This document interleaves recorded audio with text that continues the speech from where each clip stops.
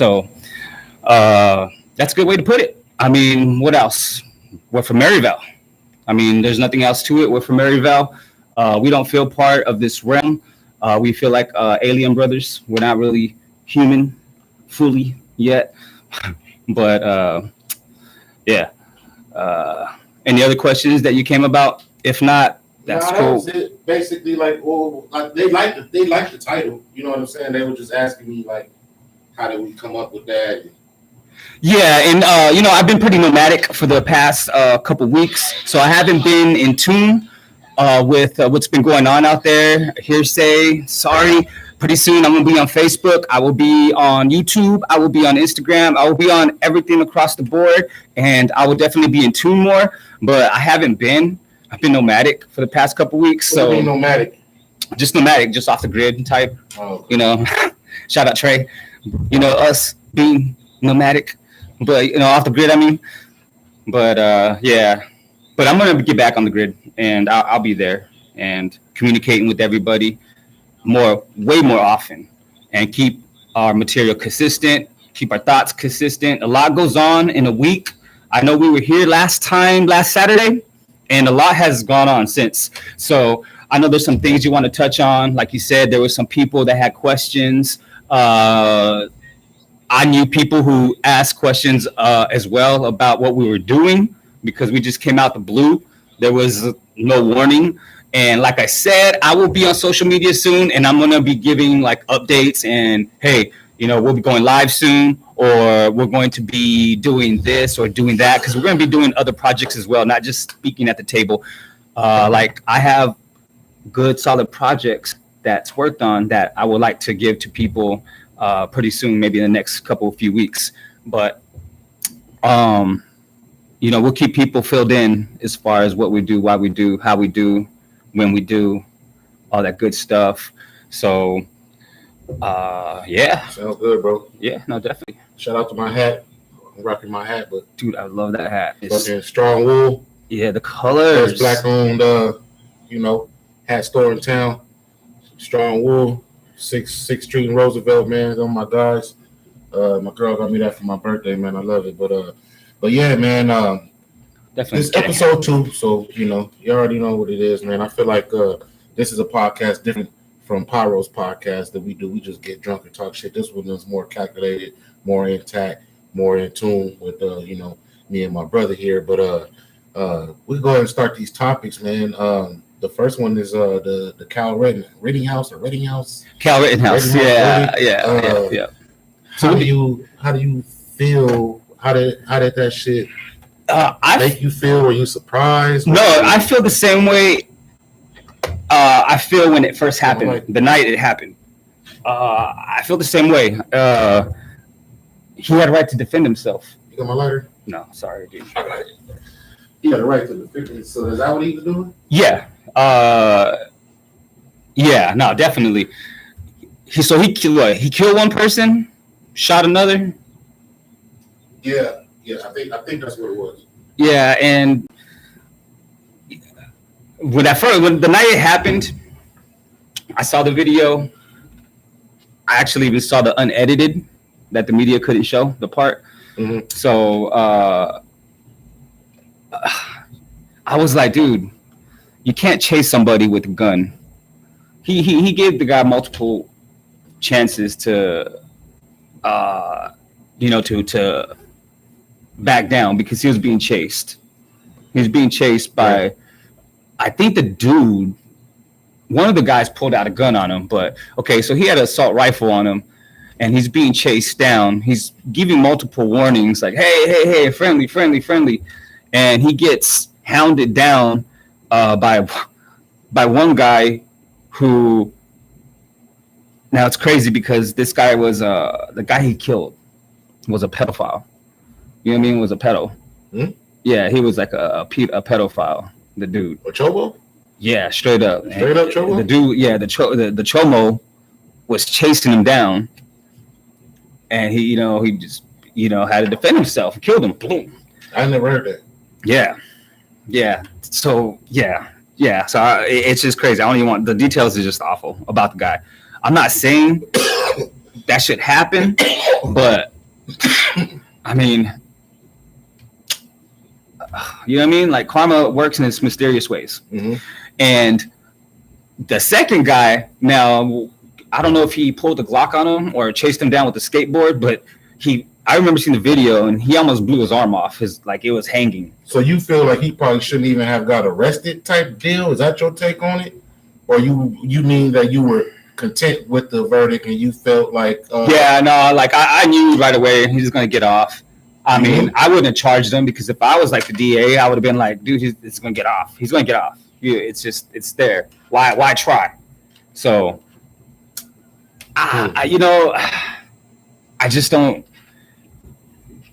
It was going to happen. Sorry, but that's what happens when you chase down somebody with a machine gun and giving you plenty warnings to back down.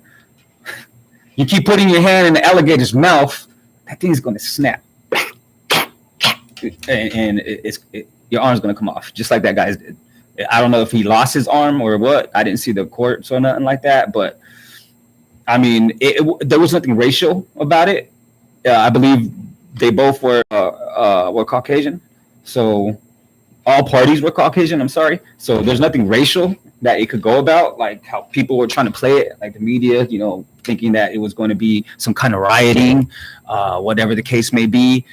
Oh, that's why he was there, because of it was the riot. Yeah. He was defending some businesses, some local businesses that they needed the help because some police, I guess the police force at the time was standing by while the people were rioting, and they called in for civilians, to come in. Right. And he was part of the groups that were trying to gather to protect some of the local establishments. So people were getting out of hand, and they probably thought it was a fake gun, and they kept chasing the dude down until it started to go off. But yeah, I wouldn't have tried the kid. I wouldn't have tried him because I would already know that the evidence. How old was he when it happened? Dude, I don't know if he was 50. Is he old enough to even have the fucking gun? Well, the state laws out there are, I guess he was not allowed to own a handgun, but he's allowed to own a rifle, like for hunting purposes. But it doesn't strictly say like the laws say you got to use it for hunting, but they can have a rifle. They just can't have like a handgun, which was kind of just dumb. But I mean, that's how it is. That's how it works. And he got off with it. The judge right away said, "Hey, we're going to throw it out. We can't charge him for illegal. Wasn't even a handgun, but for a legal gun." Mm-hmm. So that right there just said, good. "I'm good." Yeah, right on. So, all right, I'll let you talk for a minute. Yeah. My take on this is fuck them. I don't care about white on white crime. I don't see why everybody was talking about it anyway. But me and you got different political views. I don't see why motherfuckers was making a big deal about it. He ain't killing no black person. No, yeah. And what do I give a fuck for? Yeah, and that's he killed another white dude that was there portraying some shit like Black Lives Matter and all that shit. And even the Black Lives Matter shit is a fucking joke. So, and I'm a black man. That shit is a joke. It's ran by white people and gay black women. So I don't give a fuck about none of that shit anyway. You know what I'm saying? Yeah. To each his own. If you want people to support that, that's fine. You know what I'm saying? I ain't tripping. But I don't see what the big deal about the cow, whatever his name is, dude, anyway. Did I think that he was going to get guilty? No. But then, a lot of black people say, oh, if he was black and we was dudes, like, bro, that shit, at some point, that starts to sound like a broken fucking record. Yeah, and I didn't see it at all like that. Yeah, on my algorithms, the people on my social media, and, Dang, I didn't see. I've been like, oh, if he was black, I've been offline, so right, I hadn't seen the temperature. Duh. Like if he was black, motherfucker, he probably wouldn't have had it. His trial would have been right there on the street. Oh yeah. They wouldn't have took him in custody. They probably just would have fucking smoked his ass. You know what I'm saying? Like, so that's neither here or there. That statement is null and void. Yeah. You know what I mean? Like, and honestly, we need to come up with a better record or fucking like, oh, if he was black, like, nah, we got other shit we need to fix besides this. Number one, number two, I don't give a fuck what he did or didn't do anyway, because it don't concern us. Yeah. Yeah, no, definitely, As far as and definitely, and this was all blown out of proportion. Was trying to be made something that it wasn't, and this is the outcome. The outcome's pretty like it's been days. You can't shoot nobody chasing them down. I thought if you defending yourself, you could win. You could blame somebody straight up. Like if they're being an aggressor, they coming towards you. You know, hey man. The kid was backing up. Yeah, the kid was actually running backward, tripping. You know what I mean? Until he was finally, you know what I mean, shooting. But it was beating his ass though, right? Wasn't they whooping his ass? I believe, he was being hit. He was getting jumped or something? Yeah, and I wish I knew the line of order of what happened if he was getting hit with the skateboard first or if he was pulled on by a Glock. Either or. Sorry, but if I had a gun, assault rifle, and I'm being hit with the skateboard or I'm being, shown a Glock, right, the opposite side of a Glock, it's whoever makes the first move after that, especially when all chaos is going around the city and not even the cops are doing anything. Right. You know what I mean? Good luck with that. But I wouldn't, first of all, I wouldn't even put myself in that equation. But if I happen to be in that equation, then that's what happens. You know, that's just the nature of law in the chaotic streets at that time. It wasn't like just a normal night. Conspiracy theorists in you. Now we're gonna get a little deep. Yeah. Does the conspiracy theorist in you think that he was possibly a pawn set to engage on that night, so that if the masses will possibly know that, hey, if y'all motherfuckers want to keep acting like y'all gonna get rowdy and do all this type of shit, we got sentinels in place, but we can put this motherfucker on the line and he can fucking shoot some of you motherfuckers, because it's mostly white people on that Black Lives Matter shit. The not the conservatives, but what's the other side? The leftists or I don't know what it is. Liberals. The liberals, yeah, the super liberals that's on that BLM shit. So you motherfuckers want to be on this BLM shit? We gonna send this token gamer looking white boy think he on Black Ops kind of Call of Duty, but real life, and pop you motherfuckers. And not only is he gonna pop you motherfuckers, he gonna get away with it. He gonna get off. So this is planting the seed that y'all motherfuckers better chill out. Yeah, I definitely believe it's not a diversion, but it's definitely propaganda that was trying to be exposed. And like I said, the media was trying to blow it out of proportion. So it definitely was trying to be used as propaganda. But the conspiracy side of me really doesn't subscribe to the propaganda that gets pulled over. In that situation? In general, as far as any propaganda that the media plays, that's why I don't really. The only media I mess with is like Coast to Coast, George Norrie, the YouTubers, Emmerich, Son Campbell, Vlad TV, All Star. Those forums are the only media line that I really stay in tune with. I don't really listen to Fox, CNN. I don't do none of those stuff. Those are the only trustworthy media. Yeah. Trustworthy. There you go. Those are the only ones I feel trustworthy, and they don't give narratives on the case, on the issue at hand that most media outlets tend to do nowadays.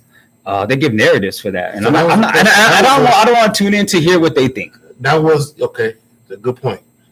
That was some shit me and Rich was talking about one night, as far as what is the true job of a media person, if you're calling yourself media. Mm-hmm. So if you're calling yourself media, you really can't have a certain left or right opinion. You shouldn't. On the topic. Yes. You should just be covering the topic because it's part of the media.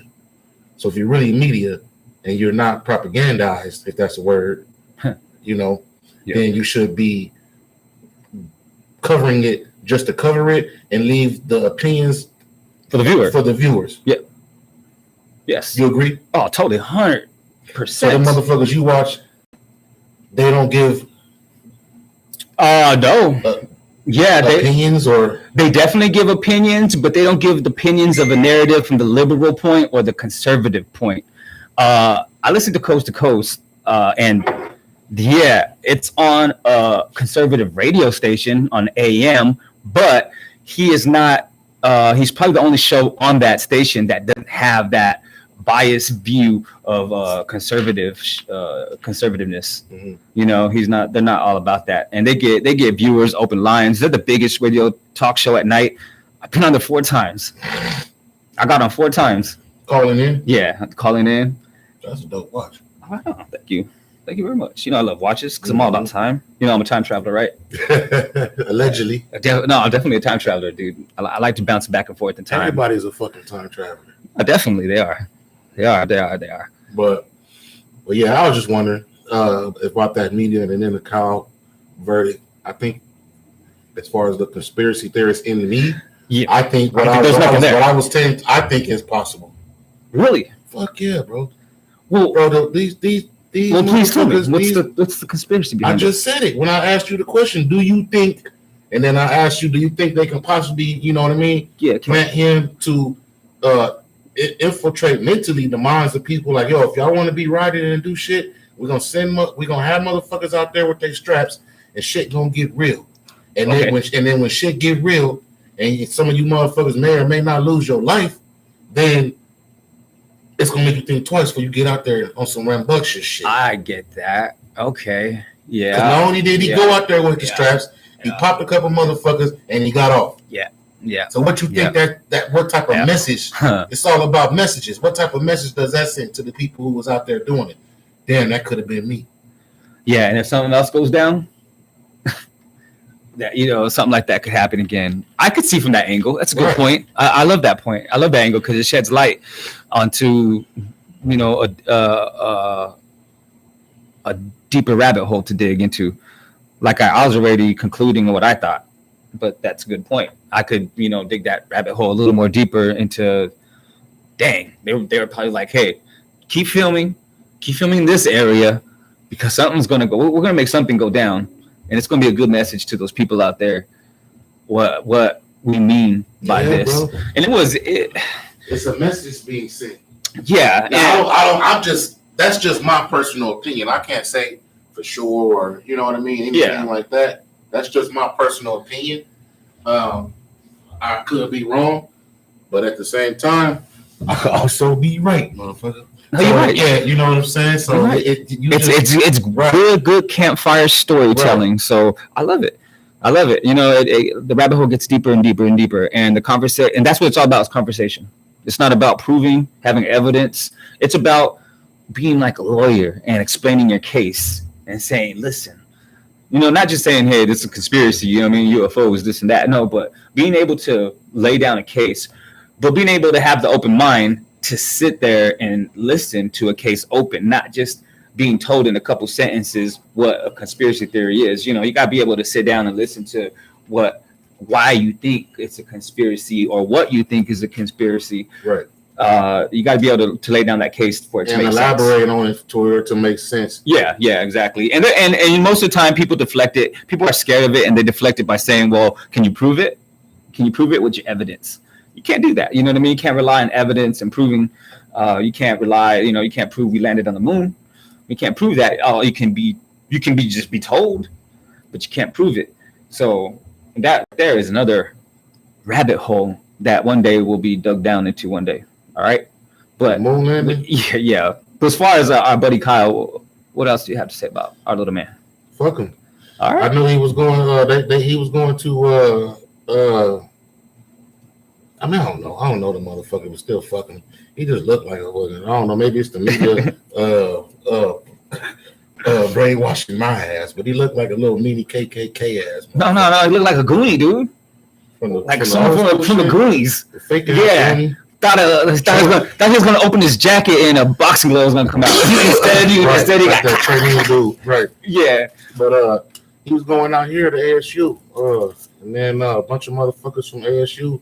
They were trying to protest that. They didn't want him on the campus. They didn't want him, but it was online though. So but dude, anyway, they're stupid because ASU has some of the most creepiest sexual offenders out there on campus. That always happened.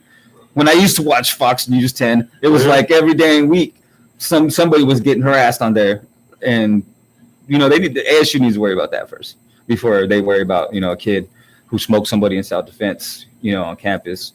And then I heard it was just going to be online, so why would it matter to anybody?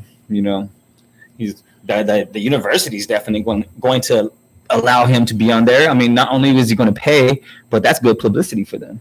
The motherfucker thought about moving here because of John McCain and fucking Larry Fitzgerald. John McCain and Larry Fitzgerald. Larry Fitzgerald was John McCain, one of John McCain's best friends. Now, motherfuckers in Arizona love Larry Fitzgerald. Yeah. Oh, dude. All right. Yeah, I love Larry Fitzgerald. What do you got in common with a 70, 80-year-old white man? Yeah, I don't really get down with John McCain either and his conservative shit. Right. But dude, let me just tell you a story on John McCain real quick, because it's an interesting story. But you and I did a song a long time ago called "I Be Damned." So we did "I Be Damned." Now we recorded it, and we made a copy of it. We wanted to give it to Power 92 at the time, which they were doing like a smash it or trash it, and they played it, right? Yeah. So we made a copy, and you remember Danner, right? What's up, Danner? And he said, Danner was like, let's take it to the radio station. We could drop it off, and I was like, heck yeah. So we go to the radio station, which was like on Central and 7th Street or something. 7th Street, yeah, somewhere about that at the time. And we get down. Danner and I. He was there? Well, see, Danner and I get down. We get up to the radio station because at the time there was 4 radio stations in that building, and Power 92 was in that building at the time as one of the 4. And Danner and I walk up and we give it to the receptionist, and we're like, "Hello, we want to drop off this CD and to this song that you guys can play." And she's like, "Cool." And we're like, "Can you tell us when to expect this, when we can hear it, so we can tell our family and friends, to tune in?" Yeah. And she was like, "Oh, well, we've been getting so many CDs, it's probably going to take about 6 months." So we're like, "Oh, dang." So we're like, "Okay, well, here's our CD." So we drop it off, and then we walk out. And as we're walking out to the car, Danner and I, John McCain's walking out. He's walking out of a car with his like a woman assistant, and then he walks up, and I'm like telling Danner, like, "Oh, dude, it's John McCain." And Danner's like, "No, it ain't." I'm like, "Yeah, it is. It's John McCain. Watch." I'm like, "Hello, Mr. McCain." And he's like, "Well, hello." I'm like, "Hey." And then he like looks at Danner's car because he had his Prelude at the time, and he's like, "Oh, I like your car." He goes, "I like that car so much. I wish I was riding around in that car in town." And Danner and I just laughed, and we shook his hand, and he was cool. And did his hands feel like fucking white plastic? Dude, I'll tell you right now, dude. If I was like a kidnapper or something, dude, you talk about golden opportunity time. But I'm not like that, dude. I'm not like that whatsoever, man. Like, I'm cool. So I just shook his hand. I didn't ask. I don't ask for autographs. I don't ask for pictures. I don't ask for that. So he was cool. I just shook his hand, and I was like, "Well, nice meeting you, and good luck whatever you do." And he was like, "Yeah, good luck for you, whatever you guys do." And I'm like, "Cool." So that was that. He takes off, and then a week later from that day. That's when you call me on the phone, because you were unaware that we dropped off that CD. And you called me like a week later, and you're like, "Hey, did you give the radio station our CD?" And I was like, "Yeah, but they're not going to play it for like 6 months." And then you were like, "It's on right now. They're going to play it." And I was like, "What?" And I remember running up to my car, putting it on, and I was catching like the first 10 seconds of the song. And I was like, "Whoa," you know what I mean? And it was cool. And that's when it was like a smash it or trash it. We got like 4. So what? John McCain put us on? The vibe did, I guess. But no, I mean, that was that. You know what I mean? And there was a lot of problems that people have with that guy. So he's I think it made Larry Fitzgerald suspect that he's so close with him. That's just because they got money. Huh? It's just because they got money. That's it. If Larry Fitzgerald had no money and was playing for the MaryValiens Panthers, and that was it, he would not have no relationship with John McCain. So Larry Fitzgerald, top player for the Arizona Cardinals at one point in time, he was part of that Arizona Illuminati. Dude, he was not one of the greatest football Cardinals of all time, dude. He is. Nah, dude. Nah, you know who the top one was? Pat Tillman? No, dude. They only like Pat Tillman because he went to Iraq and died, and he's a war hero.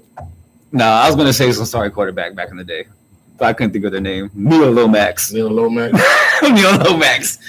It was something like that. I was gonna say a joke out of that. Boomer Esiason when he came here for one. Damn, did we have Boomer? They for like one season. This is where the motherfuckers come to end their careers. Emmett Smith. But Emmett Smith was my hero. You know that. Yeah, I know. But he still came here and didn't do shit. Dude, you know what he did? He came here and got paid. Dude, that's what he did. Yeah, that's what they do. Yeah, number 22. That's what they do. Yeah. But we can go on to the next topic. Man. Yeah. We're all starting a tree here conversation. Yeah. So shout out to Death Row era. You were saying something last week. Greatest record label ever. Yep. Greatest record label ever. Greatest record label ever. I don't know about that. Greatest hip hop label. Greatest of any label. No, you hip hop, entertainment, anything, dude. That's Motown, nigga. Oh, but see, they just have like that's Motown Records. But Motown was on that like just that regular wave. Death Row just caused ripples all around everything. Motown. Think about the civil rights era. Fucking white people knowing that they like this black music, but not allowed to listen to it. Not allowed to think of segregation. Fucking going to a concert and you may or may not be able to go because you white or black. Motown broke, all that shit down, all those barriers down. And Death Row broke down barriers too. As far as the urban rap in the white suburban, areas. But okay. I don't think they're the biggest label ever. Well, okay, so you put Motown on top. Mm-hmm. Okay, I get that, and I respect that. I mean, that's good. I can't really argue against that. I mean, I thought you were gonna say like, So Def or Bad Boy. That's rap. You said. I said it was Death Row Records possibly the greatest hip hop label ever. I said hip hop. You said all genres. Oh, okay, I see what you mean. Right. Now, if you're saying hip hop, that statement might have some truth to it. Do you agree with that in hip hop? Yeah. Because like, who would you put on top of hip hop in that? Yeah. I mean, Bad Boy would be the next one to rival them, but I think Ruthless had the potential to be bigger than any of those. If they would have moped out Eazy-E, dude, he had everything unlocked. Yeah, Eazy-E was a genius. No, he wasn't. Yeah, dude, he was a genius, bro. He was. Not dissing him. No, I know. but as far as business ideas and everything that he had going on, dude, he made Bone Thugs and Harmony, dude. You know what I mean? Like he was able to get that sound out of them and give them the production that they needed to be what they became. All right, I feel you. That's another topic. Yeah, it is. The topic I wanted to go over was you were saying something about, so everybody knows you're a huge Tupac fan. So you were saying that you don't like Snoop Dogg no more because of how he's corny now or whatever, because of how he acted with Tupac and how Tupac ended up dying, but yet Snoop Dogg's still alive doing all this. First of all, okay, well, hold on. First of all, let me just tell you right now. That's just what a hearsay. I know one day, I'm not going to say I don't like Snoop because I don't know him personally, but as far as what I hear and everything like that, it doesn't sound right. So, but what I'm saying is, I'm pretty sure he's a good guy. And one day, I know I want to be able to work on him with the track with somehow. So I'm not going to say I don't like the guy, but I'm pretty sure he's cool. But I would definitely like to sit down and be like, hey, pick your brain. I'm not trying to write a book, but hey, tell me what this and that. And if I can hear from him, at least from his mouth and in my asking, I'm pretty sure I'm open to being like, he's a cool, solid guy. And I like Snoop, dude. Me and my older daughter, we saw Snoop in concert a few years ago at the State Fair, and dude, he was dope, dude. And dude, he's one of the greatest rappers. I'm not saying the best lyricist. I seen him at the Phoenix Open. Yeah, no, he's good. I'm not saying he's the best lyricist, but he's iconic. He's definitely iconic. What's your issue with him and Tupac, though? Now when back in the Dog Pound night when they were in the trailer, I don't know if you remember that night when they got shot up and everything like that, and Biggie was saying like, hey, Dog Pound, New York. Yeah. Or do it New York. Yeah. Yeah, I remember that when that happened. You know, as a young fan back in those days, that was tuned in, and I just didn't like how, Snoop didn't act like they didn't shoot at him, and I guess that was the issue. You don't know if that was Biggie or not. Well, you had Biggie on the radio that day saying, go do something. He said that? I've heard I heard you can YouTube because he called the radio station. It was like live on New York. Okay. Yeah, and was saying all this stuff. Like, yo, these niggas out here shooting a video. Yeah. Yeah. Just kind of green lighted and kind of. Exactly. So, I mean, you got to be held accountable at some point. You can't really talk about that. And, but, oh God, I could go into Biggie. Never admitted it was Biggie's fault. And that bothered you.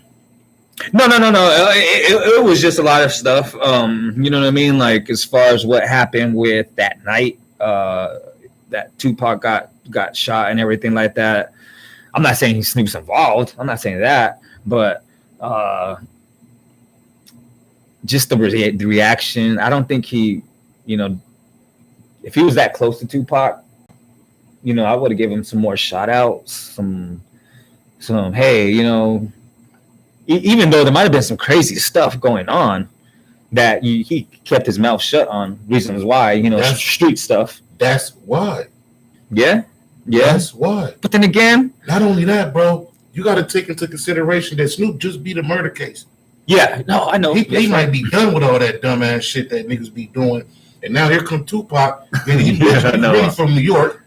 Yeah, but now it's all this and shit. You know what I'm saying? All day and shit. You really from the East Coast, but now you coming out here and then now you fucking with these Bloods and shit. Yeah. Like he was fucking with the Bloods.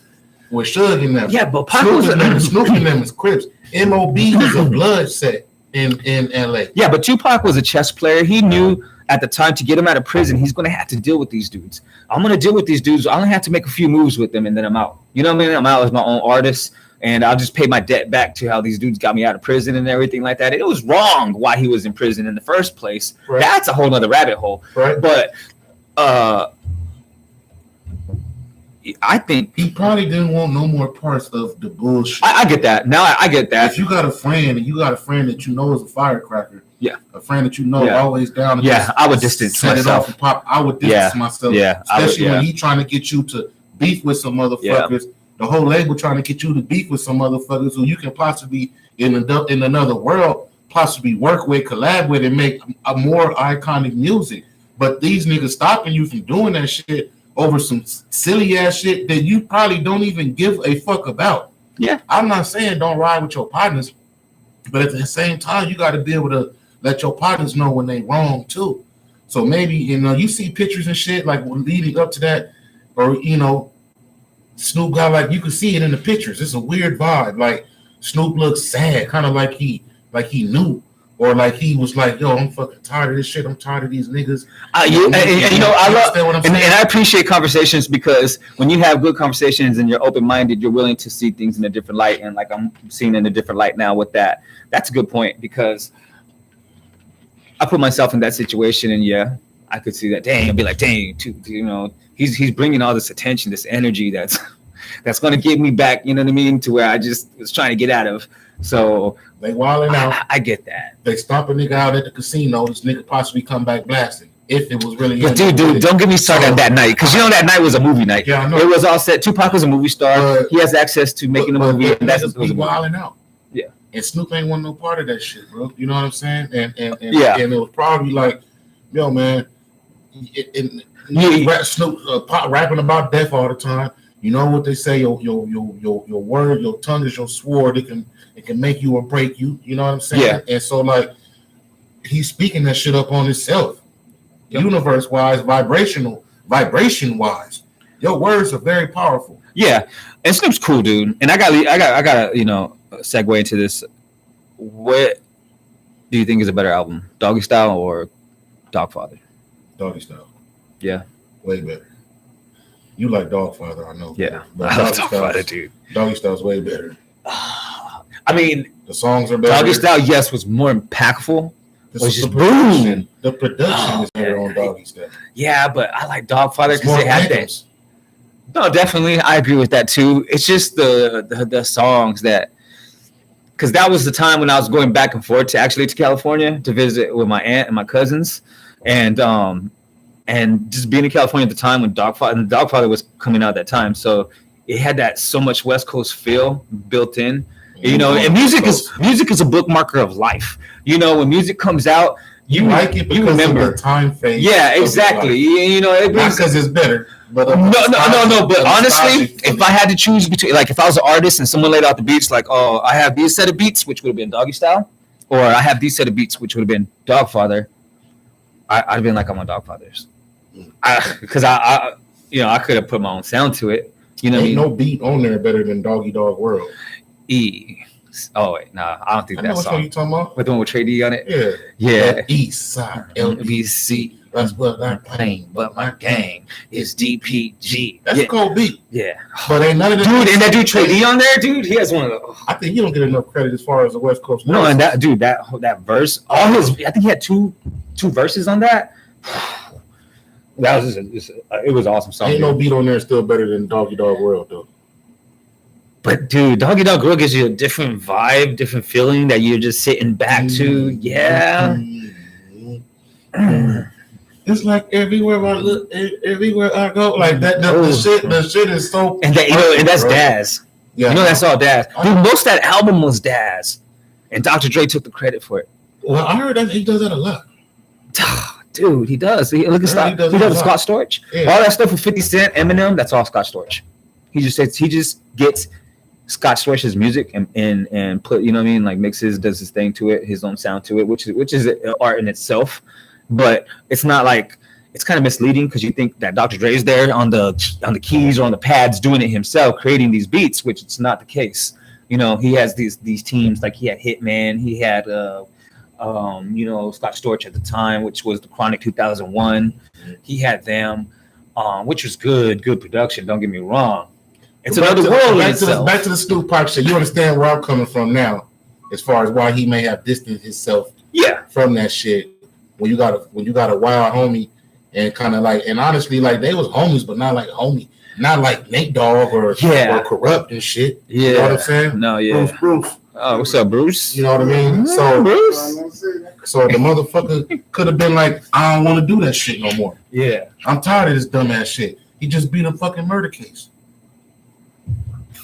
and they make a movie about that. 50 Cent producing it. About Snoop's murder case? About Snoop's murder was the case. He making the series. Yeah. Dude, I thought that whole murder case was all about it. I'm just kidding. You know the album. Remember Murder Was the Case? Yeah. Murder Was the Case that they gave me.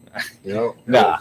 That was right where his trial was, right? Yep. After it or whatever. Yep. Yeah, it was like he mocked it, but yeah, he's making something about that. But yeah, he just beat the murder rap. So why would he want to be out wilding out trying to gangbang and shit still? I get that. Okay.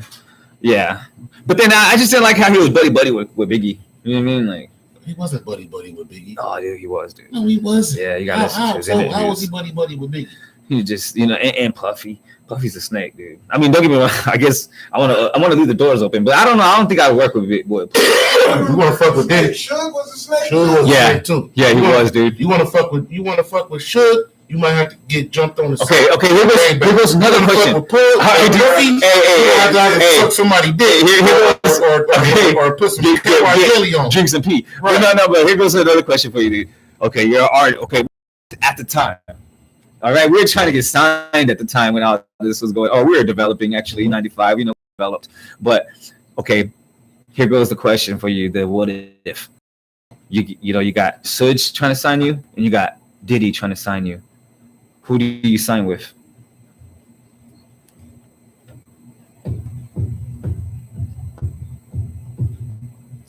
Neither one of them motherfuckers. Dang, you wouldn't. No, I'd have popped his big ass straight the fuck up. Like I want to fuck with Puffy like that, even though I like. Remember, Mace Penn kept Bad Boy afloat. It was Mace. Right.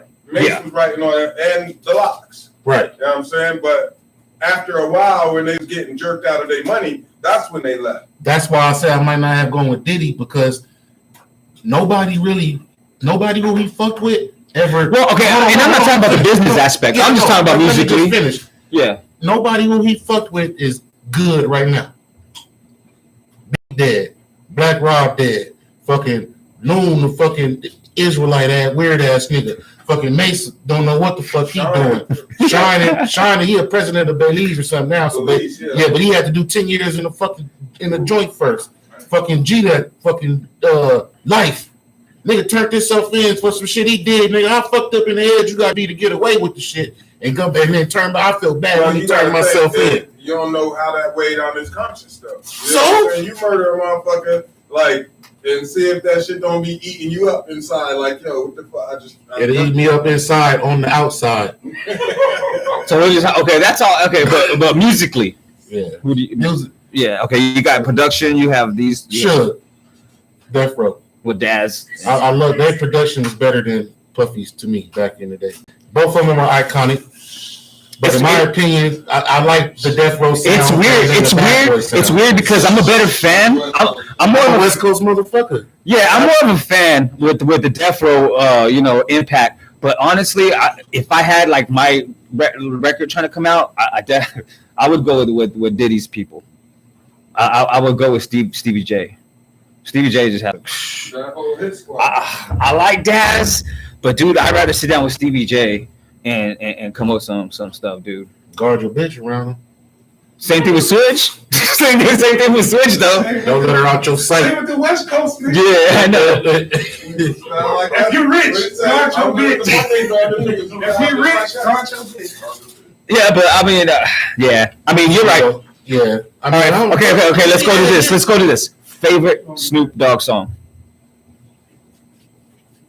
You gotta pick just one. Just one. What would it be? Doggy Dog World?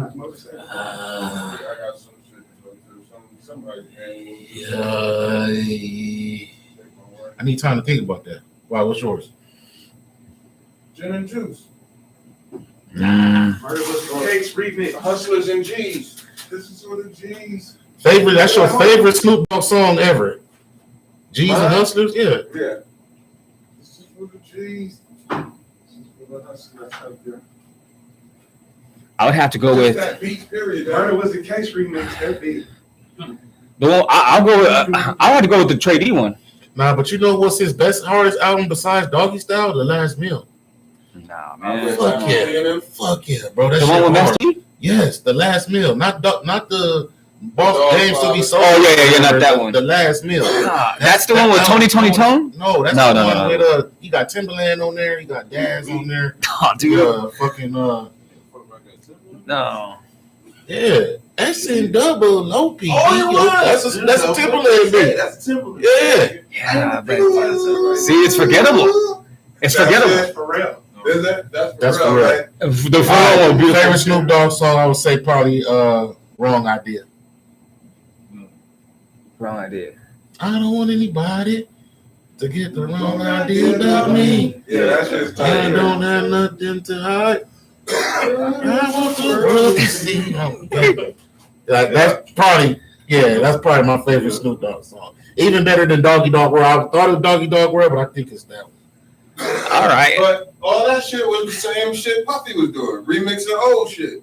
That's all that old shit, all that shit was. All them songs that you just said. Yeah. Well, Puffy was remixing everything. The Death Row was remixing the Parliament funk kind of. But Stevie J though he had the touch, dude. I liked his sound. I put Stevie J as a top 10 producer. Underestimated, underrated. Dude, they shit still sound. Yeah, they're timeless. It's timeless. Them other shit sound like 1990. Yeah. Yeah, you're right. Death Row had that sound that stayed there, and Bad Boy had that. You can still listen to it. It's still good. That 112 sound. I mean, Death Row shit stayed there, and Bad Boy shit didn't. You can put that Bad Boy shit right now. You can put that Death Row shit on right now too, nigga. Yeah, but it sound like 93. But Bad Boy don't sound like back in the day. New rappers today don't want to do Bad Boy beat. Think of Victory. Yeah. Victory came out and you never heard it with Biggie, and it came out right now today. It would sound like right now. Okay, Rich, I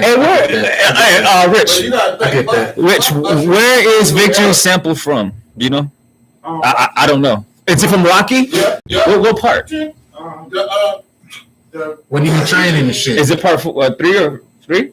think 1 or 4. One. I think it's from 1 or 2. No, like when he trained. No, yeah. It's when he start training and shit. Oh, okay. Like,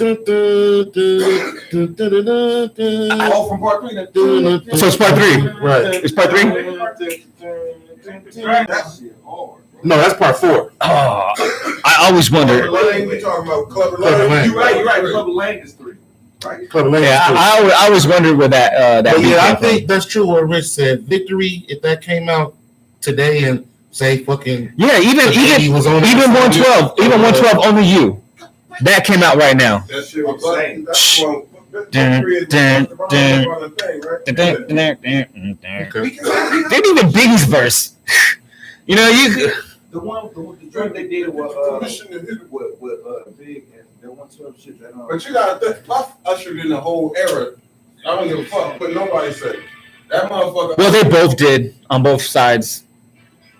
Puff blended hip hop and R&B. Mary J singing vocals behind Father MC and Jodeci singing. He had them motherfuckers singing vocals behind Father MC. Yeah.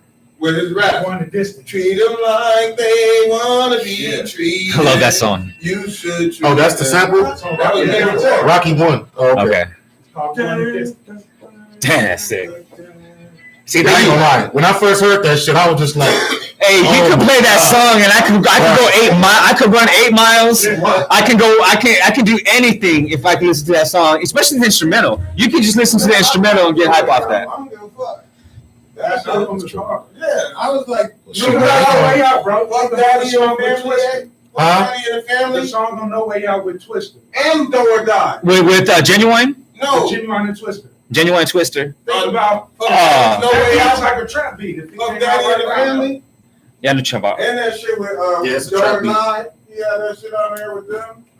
Yeah, I used to love that motherfucking album, man. yeah, but no, don't get me wrong, dude. I like Snoop. Snoop's cool. I mean, I hope to work with him one day. That'd be awesome. Jodeci was the It'd be hard to, you know what I mean, to say no to. yeah, but you can't, you gotta understand where he was coming from back then as well. Yeah, so yeah. I think it'll be dope, but he's still a dope artist to me, man. But shit, we're gonna go ahead and wrap it up. And then So, his girl, what's her name? MaryValiens. MaryValiens. So two Shout outs. shout out to Central Station Studios, man. Shout out to you. You know, if anybody wanna come on possibly next week, inbox me or call Alonzo 8. 8. Yeah, cool. Right on. Shit, And I want to shout out to my kids out there, my loved ones, my family. Want to shout out to Bull and Bot, Full Studios, and Joe, my engineer. Joe, what's up? And yeah, that's it. So everyone out there who's tuned in, thank you very much. Tune in again next week. Yeah, We'll do it again next week, and we'll see. If not next week, a couple weeks. We'll see what the world gathers up for us to talk about and next week. So thank you very much. And we're going to have some subscriptions going on. So please subscribe to us. We like to get those numbers up as high as we can get, and leave a comment. I love to leave comments or read them. So I will definitely partake in that, and tell us what you think about our topics. So please stay tuned, and I will stay tuned with you as well. So thanks, Crondo, for having us here again. Yes, sir. We'll do So- it in a couple weeks, man. Right on. Episode 2.